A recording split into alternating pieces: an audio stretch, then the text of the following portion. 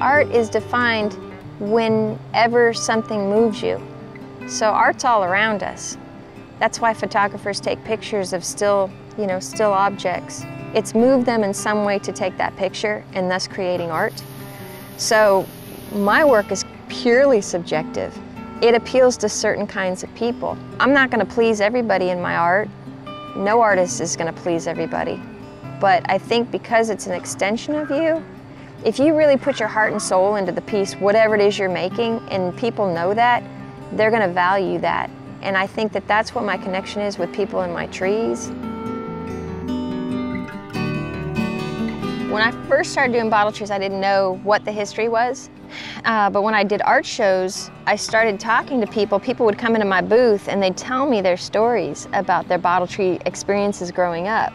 So I realized that there's something really special about these trees. And the more I heard people's stories, the more energy I would put into and focus into the trees. So they kind of started having a life of their own. They came here from Africa back in the 1700s, and particularly in the Mississippi Delta, they rooted deep because people still hold on to the tradition of the bottle tree more so than any other place in the South. And experiencing that, that's your connection with your past. The connection I made with folk art is every piece of folk art that you see, that's an extension of that person who created it. So somewhere in that piece is their personality. Out of necessity, I became an artist. And I was an artist growing up. I just didn't know I was an artist. I wouldn't ever label myself that. When I moved to Mississippi, it was just out of necessity. I had my plasma cutter, I had my welder, I had my dog, I had my cat, I had furniture. And then all of a sudden, I'm not kidding, it was the bottle tree that did it. The bottle tree really pushed me into a whole different realm of work.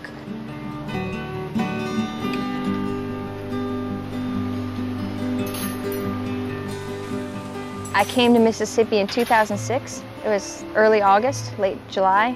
I was in an abusive relationship where I had to get away from it because I wasn't able to move on in life. When I got down to Mississippi, because I was so broken in spirit, I think that I gravitated towards the metal for healing purposes.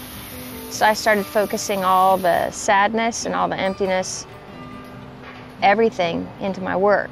And then gradually it just started evolving. I moved into the house with my mom and my stepdad, and I realized, seeing my mom and her relationship with my stepfather and reliving my childhood with him, it made me realize that the toxicity that I was encountering in relationships evolved from the relationship my mother had with my stepfather.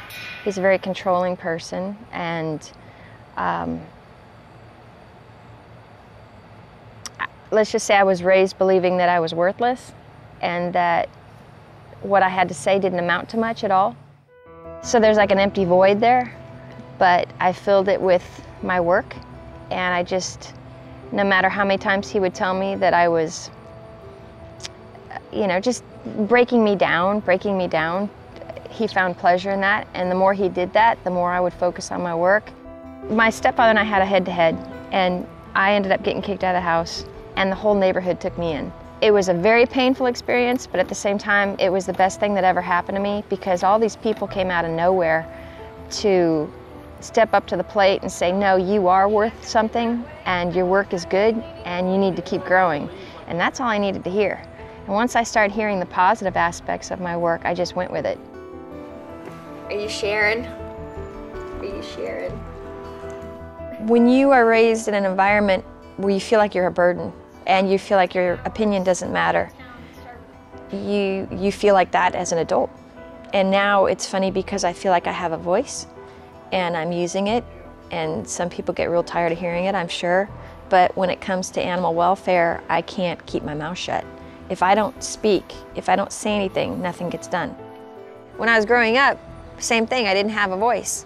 All of a sudden our animals would disappear. Well, where's our dog? Where's our cat? And I found out later that my stepdad got rid of it. When it comes to animal welfare, I think I'm right up there. They're both equal in my passion. I think the thing that hurts me the most is when I have this information in my head about animals where they are victims of abuse, and there's nothing I can do about it. There's nothing I can say, there's nothing I can do. Everywhere I go, I seem to have a little bit of an impact on people. And if one person goes out and gets their animal spayed and neutered because I kept hounding them, that makes me feel really good. I get really nice emails from people from time to time saying, you know, I had my dog neutered because of you. And that makes me, that means more to me sometimes than saying your art is outstanding, you know. That hits more here. This is Blue, and he was found up in Clarksdale, up in a ditch, and they had fought him for who knows how long. He's approximately 5 years old. He is scarred up, chewed up.